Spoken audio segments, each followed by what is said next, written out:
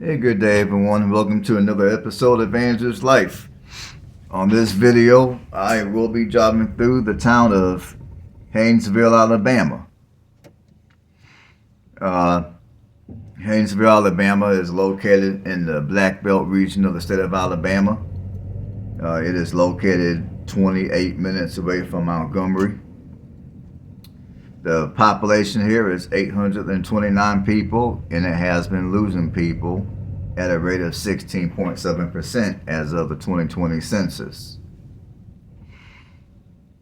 Now, the median rent price, if you're looking to live here, your rent price is going to go from $600 to $1,400 a month. And your median home price is going to be $77,000. Which in a second here, I'm gonna see what you would need to have in order to buy anything decent. In fact, I'm gonna look it up real quick for you people here.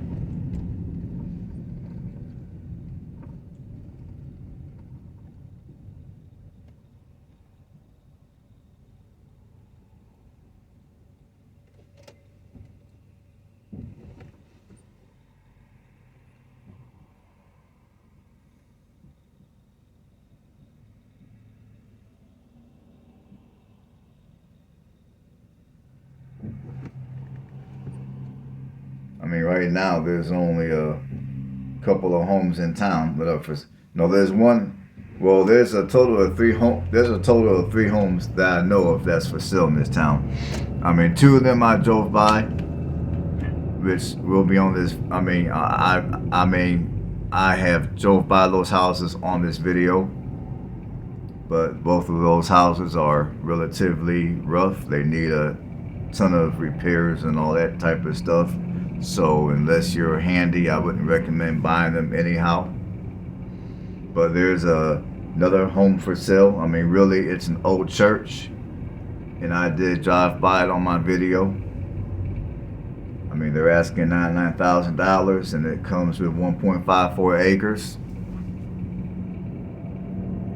But as far as housing, there's really not a whole lot more for sale in this small town.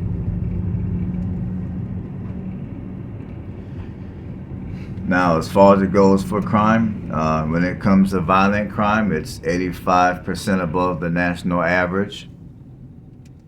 And when it comes to property crime, it's 90% above the national average. So the crime statistics in the city is clearly not the best, either property or violent. And when it comes to the racial makeup of the town, you got 7.8% white, 92.2% black for the racial makeup. And here's a little bit of history about the town. I mean, you know, this town is the home of Bill Parker. Bill Parker lived from 1942 to 03. He was a former Major League Baseball player.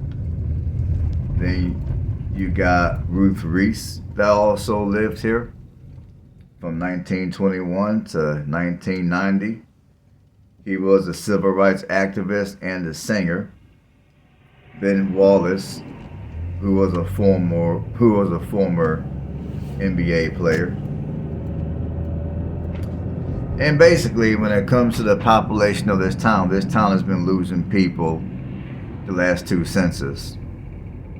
I mean, now according to Wikipedia, during the 2010 census, it lost 21% of its population. And during the latest census of 2020, it lost 11% of its people. So the last two censuses, this town has been losing people at a considerable rate.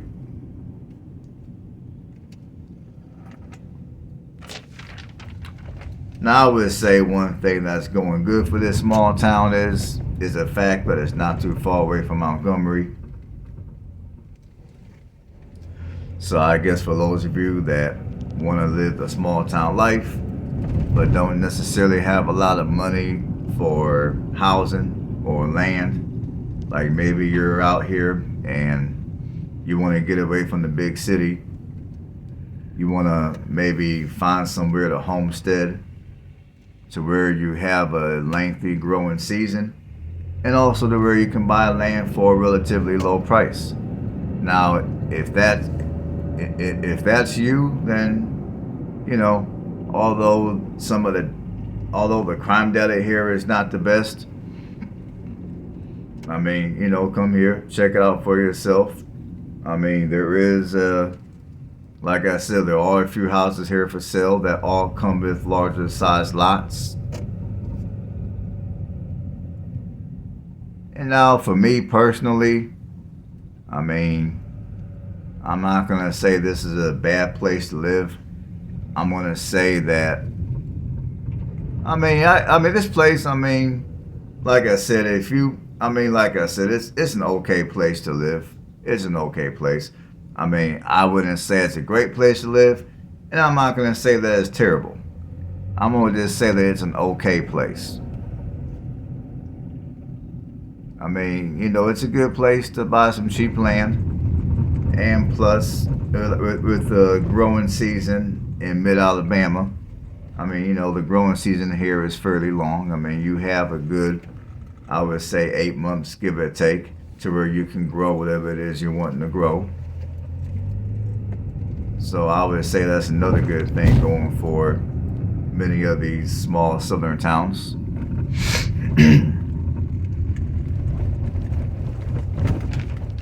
I mean, you can come out here and buy you some land for a relatively low price. I mean, you're definitely not going to be able to pull this off in a state like Tennessee, or even where I come from in Indiana. I mean, you're definitely not going to buy no home of any type anywhere in Tennessee or Indiana for $99,000 and the place be habitable. Plus it has over an acre of land. So, this place may not be the best thing going in Alabama. It may not be the best thing going here in the deep South, but when you take into consideration how low the prices are in terms of housing out here, I mean, it's just something that you need to consider. Okay, now on to a little bit of history about this place. A little bit more history, rather. Now, originally, this place was incorporated. I mean, Haynesville, Alabama was incorporated in 1831. And I guess sometime between 1831 and 1967, the city collapsed. It probably been in debt, been broke. I don't know. I couldn't find the history on that specific piece of information. But anyways, the city was originally incorporated in 1831 and then lapsed, and then it was reincorporated in 1967. And of course, this is located in the Black Belt region of the state of Alabama. And basically, this was another, the economy here was based on the cotton industry. So there used to be a fair number of plantations here. And this was another area in the deep South where Native Americans were basically ran off. And African American slaves were used for labor. And this town was home of Haynesville Railroad Corporation, which was established in 1903, which they used that for the shipping of their products. During the late 19th and early 20th century, cotton crops were destroyed by cotton-eating beetles. And basically, these beetles that ate cotton, they destroyed cotton fields all over the Deep South. So due to that, so despite the focus that many black belt regions had on diversifying the crops, communities like this one, Haynesville, still struggle to develop a prosperous economy. Now, Lowndes County Training School was established in Haynesville in 1913.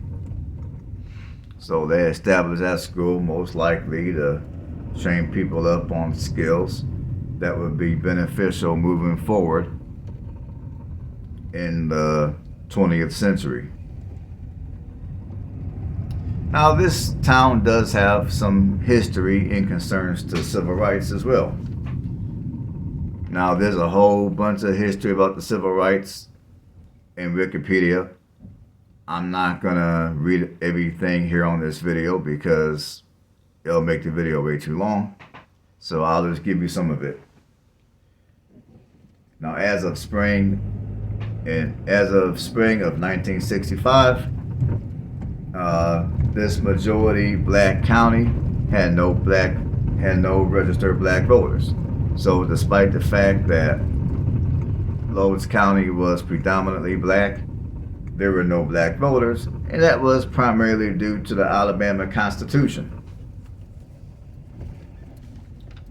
Now, after the Voting Rights Act of 1965 was passed, many residents of this county were provided political education.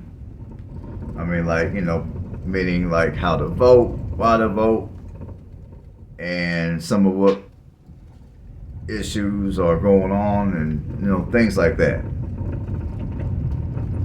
And of course, during the civil rights era, a lot of violence happened in this county, as it did all over the United States, especially down here in the South. I mean, several people were pulled over and arrested and thrown in jail. Some people even were killed.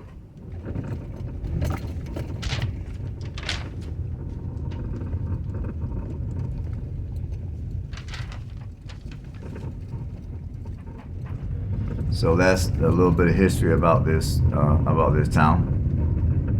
And I'm gonna go back to, I guess, my 2 cents about this town. I mean, as you guys can see, there's a lot of open land here, and I'm pretty sure that a lot of this land is currently up for sale.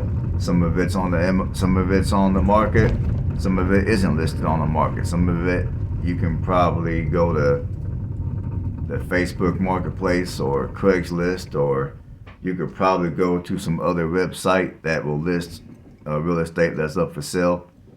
So, I mean, like I said, nothing fancy, nothing special about out here.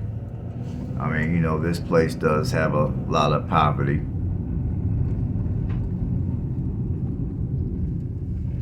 However, like I said, if you're looking to leave the city, but at the same time you don't want to be too far from the city, you still want to be somewhere that has at least your very essential amenities like grocery shopping, somewhere to go fill up your vehicle with fuel. And now, off the top of my head, I'm not sure how good the internet service out here is. Now, I'm going to assume that the internet service out here is okay, because when I was out here recording this video, I didn't have any issues with my GPS. So this is one of those type of places where you got a decent mixture of not being too far from the city,